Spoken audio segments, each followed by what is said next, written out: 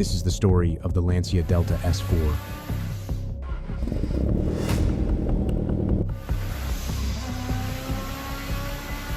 May 2nd, 1986. The FIA banned an entire category of motorsport, not over months of debate, within hours. One car did it. The most powerful, most advanced rally car ever built, and the most uncontrollable. This is the story of the Lancia Delta S4, the monster that killed Group B. To understand how a single car ended an entire era, you have to meet the man who drove it and the 15 months that led to a mountain road in Corsica. Henri Toivonen was born on August 25, 1956, in Jyväskylä, Finland. His father, Henri Toivonen, was one of the most respected rally drivers of his generation, European rally champion in 1968, a man who had competed at the highest level in an era when rallying meant navigating public roads at speed with no safety infrastructure and almost no margin for error. Henri grew up in the passenger seat of fast cars before he was old enough to drive them. He absorbed the language of motorsport the way other children absorbed mathematics or music, not as a subject to be studied, but as the natural medium of the world around him. He began competing seriously in his early 20s. The results were immediate. In 1980, driving for Talbot, he won the Rack Rally of Great Britain, a victory that announced him to the wider world as something exceptional. Not just fast, which almost anyone could be on a good day, but consistently fast, in a way that suggested the speed came from somewhere deeper than technique. Colleagues who drove alongside him in the early years described a quality that is almost impossible to define a sense. Watching him through a corner on a stage, that the car was doing exactly what he intended rather than what physics dictated. He was 24 years old. What followed was a career that moved quickly between manufacturers Talbot, Opel, Porsche, and then Lancia, and accumulated results that placed him, by 1985, among the handful of drivers considered capable of winning the World Rally Championship outright. He had the pace. He had the car control. What he lacked was a machine capable of delivering what the sport now demanded. That machine was coming. Cesare Fiorio had been watching Toivonen for years. As Lancia's team principal, the man who had spent more than a decade building the Italian manufacturer's motorsport program from a regional operation into a world championship contender, Fiorio had developed a precise eye for the difference between drivers who were fast and drivers who were dangerous. Toivonen was both. When the project that would become the Delta S4 was first discussed in Lancia's engineering meetings, Fiorio's position was clear. The car they were about to build would need a specific kind of driver, not the fastest qualifier on a smooth tarmac stage. The kind of driver who could manage a machine at the outer edge of what human beings could process, who could feel the difference between a car about to step sideways and a car that had already started to, and react before the distinction became an accident. He believed Toivonen was the only driver on the roster who met that description. He was right. He was also, in one specific and catastrophic sense, wrong. To understand what the Delta S4 was, you first have to understand what Group B actually was and how it came to create machines that the people who designed the regulations could never have imagined. The FIA introduced Group B for the 1982 World Rally Championship season. The stated intention was manufacturer innovation, a reduction in the homologation requirements that had governed motorsport car construction for years. Under the previous Group 4 regulations, a manufacturer had to build at least 400 road-going examples of any model before it could compete. Group B cut that number to 200. Almost every other restriction was relaxed or removed. Four-wheel drive was permitted without limitation. Turbocharged engines were permitted without meaningful power restriction. Composite bodywork, mid-engine configurations, and computer-designed chassis structures that had no counterpart in road car engineering were all legal under the new rules. The FIA's logic was straightforward. Fewer restrictions would produce more technically interesting cars. More technically interesting cars would bring more manufacturers into the sport. More manufacturers would produce better racing, larger crowds, and ultimately a more commercially successful championship. All of this was correct. What nobody had modeled was the rate at which the cars would evolve, and what that rate of evolution meant when the competition took place on public mountain roads, with spectators standing meters from cars traveling at speeds those roads were never designed to accommodate. Audi entered Group B with the Quattro, a car based on a road model, fitted with a turbocharged 5-cylinder engine and a permanent 4-wheel drive system that had been developed for a military vehicle and adapted for motorsport use. On loose surfaces, the Quattro's ability to distribute power across all four wheels rather than just two transformed the physics of rallying. Cars that had previously relied on driver skill to manage oversteer under power could now use mechanical grip where human technique had previously been the only option. The Quattro won championships, and then every serious manufacturer in rallying spent the next 3 years trying to build something faster. Peugeot answered with the 205 T16 purpose-built, mid-engined, four-wheel drive, lighter, and more aerodynamically sophisticated than the Quattro, designed with no compromise toward road use or commercial viability. It dominated the 1985 and 1986 championship seasons. Audi responded with the Sport Quattro S1, a shorter wheelbase, higher-powered evolution of the original car that pushed the power envelope further than anything that had previously competed on public roads. Ford built the RS200. MG built the Metro 6R4. Each car represented a further step along a trajectory that had no natural stopping point: more power, more grip, more speed, in a competition environment that could not keep pace with the engineering arms race it had created. Lancia had won the 1983 Manufacturers' Championship with the 037, a rear-wheel drive car that had somehow beaten four-wheel drive opposition through a combination of chassis, balance, driver skill, and a strategic approach to the season that compensated for the car's fundamental traction disadvantage. It was, by most assessments, the last rear-wheel drive car that will ever win a World Rally Manufacturers title. Lancia's engineers knew it as they were winning it. The 037 was the apex of one approach to rallying. What came next had to be something entirely different. They gave the project to Abarth, the performance division within the Fiat Group, founded in 1949 by Karl Abarth, a Trieste-born Austrian-Italian engineer who had first worked alongside Ferry Porsche before the war, had spent 3.5 decades building engines and racing cars that extracted performance from machinery that most manufacturers would have considered unpromising. When Lancia came to them with the brief for what would become the Delta S4, they received it as an opportunity they had been preparing for without knowing it. The internal project code was SE038. The name Delta S4 came later, from Lancia's marketing department, which decided that maintaining a visual connection to the production Delta would help position the car as a road-derived machine for homologation purposes.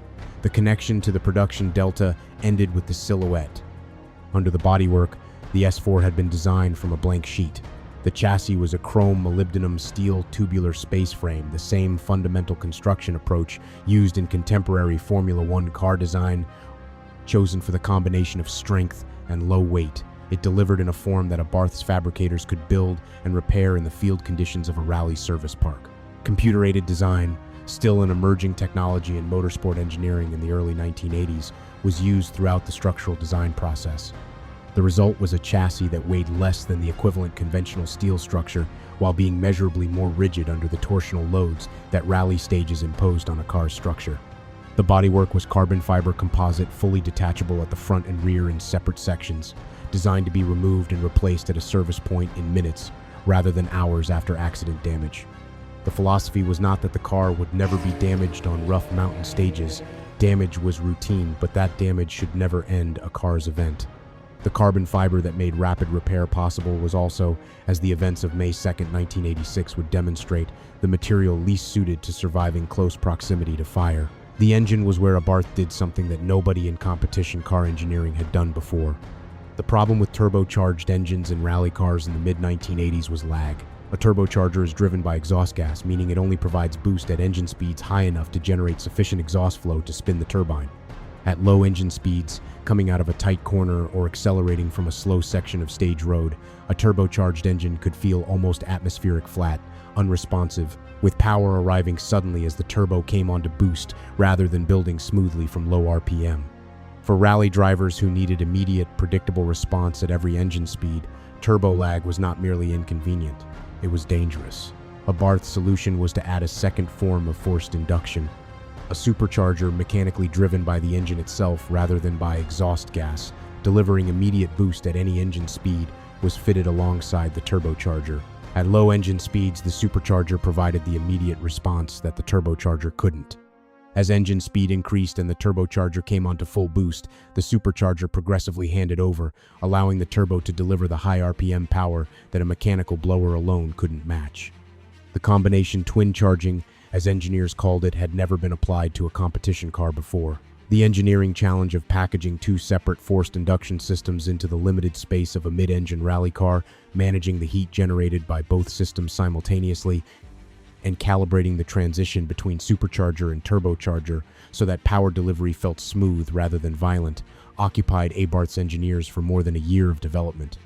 When they got it right, the result was an engine that produced over 480 horsepower officially, with competition figures by the end of the 1986 season exceeding 550, according to some accounts, from a displacement of 1.8 liters. In a car weighing approximately 950 kilograms, this produced acceleration figures that belonged to a different category of vehicle than anything that had previously competed in rallying. 0 to 100 kilometers per hour in 2.3 seconds on loose gravel, a surface where road cars struggle to maintain directional stability under hard acceleration. A demonstration lap at Brands Hatch placed the S4's lap speed roughly in the middle of the Formula One grid for that season's British Grand Prix. The four-wheel drive system used 3 differentials with variable torque split between front and rear axles that could be adjusted for the traction characteristics of different stage surfaces. Long-travel double wishbone suspension at both ends provided the wheel travel necessary to absorb the violent impacts that characterize loose surface rally stages at full speed. The entire engineering package represented Abarth working in territory where no previous template existed. There was no prior twin-charged competition car to study, no established baseline for how the supercharger-turbocharger handoff would feel at racing speed. They built it from first principles. And the car they built was extraordinary. It was also, as nearly every driver who sat in it quickly discovered, close to undrivable. The power delivery that twin charging produced was not the smooth, linear surge of a normally aspirated engine or even the progressive kick of a well-developed single-turbo installation. It arrived in stages, the supercharger's immediate response at low revs, transitioning to the turbocharger's explosive delivery at higher engine speeds in a handoff that the driver had to learn to anticipate rather than react to. On gravel, where grip levels varied from corner entry to apex to exit and could change completely from one stage to the next depending on the surface, the margin between control and catastrophe was narrower than in any car that had previously competed in world-level rallying. You did not drive the Delta S4 the way you drove other cars. You aimed it at where you needed to be and committed to the line before the physics demanded that commitment, trusting that your anticipation was correct because by the time you knew it wasn't, the opportunity to correct it was already gone. Fiorio believed that Henri Toivonen was the only driver on the Lancia team who could manage this. He was, in this assessment, correct. The S4 made its competitive debut at the RAC Rally of Great Britain in November 1985. Toivonen and co-driver Cresto won. Teammate Marco Alain finished second. A 1-2 on debut in a car that had never competed before against established machinery that the other manufacturers had spent years developing. In the Lancia service park after the finish, Fiorio told reporters the car had exceeded expectations. In private, he told his engineers that the car's power delivery in the high-speed sections of the RAC's forest stages had required Toivonen to drive beyond what Fiorio would have considered the acceptable limit of risk. The car was fast enough to win. It was also fast enough to kill someone. January 1986. Monte Carlo. The opening round of the World Championship and the event that, more than any other, defined a driver's status in the sport. The combination of snow, ice, and tarmac that the Monte Carlo stages demanded surfaces that changed characteristics mid-corner that rewarded the driver who had chosen the right tire for conditions that might not hold for the next 5 kilometers, had ended the hopes of faster cars driven by less adaptable drivers for as long as the event had existed. Toivonen and Cresto won it. In weather conditions that should have exposed every weakness of a car producing the power the S4 was capable of in a chassis weighing under 1,000 kilograms. The twin-charging system that made the engine's power delivery so demanding also made it better suited to the Monte Carlo's slow, technical sections than a conventional turbo installation would have been. The supercharger's immediate response allowed Toivonen to place the car precisely on tarmac coated with black ice without the hesitation that turbo lag would have introduced. He drove it as though the conditions were a problem for other drivers. Between Monte Carlo in January and the Tour de Corse in May, The 1986 season developed in ways that suggested Lancia and Toivonen were building toward a championship that was theirs to lose. There were retirements: Sweden, where an engine failure ended their event early. There was Portugal in March, which cast a shadow over everything that followed. 3 people died when a Ford RS200 lost control on a stage road crowded with spectators. 30 more were injured. Every works team withdrew. The FIA's internal discussions about Group B's future became urgent. Balestre, the FIA president, told Fiorio privately after Portugal that things could not continue as they were. Toivonen arrived in Corsica in early May, fighting a fever that had been building for days. A back injury from a previous accident was restricting his movement. He drove anyway. Through the first day of the event, he was fastest or near fastest on every stage, building an advantage over Bruno Sebi's Peugeot that reached 2 minutes and 45 seconds at the classification before stage 18. In the service park before the day's final stages, he spoke briefly to a journalist from a French motorsport publication. "This rally is insane," he said. "These roads, these cars, the brains don't match the speed of these monsters." 2 kilometers into special stage 18 on the D18 road, approximately 7 kilometers from the town of Corte, the Lancia Delta S4 left the road at a left-hand corner. There were no skid marks on the road surface, no evidence of braking, no evidence of corrective steering.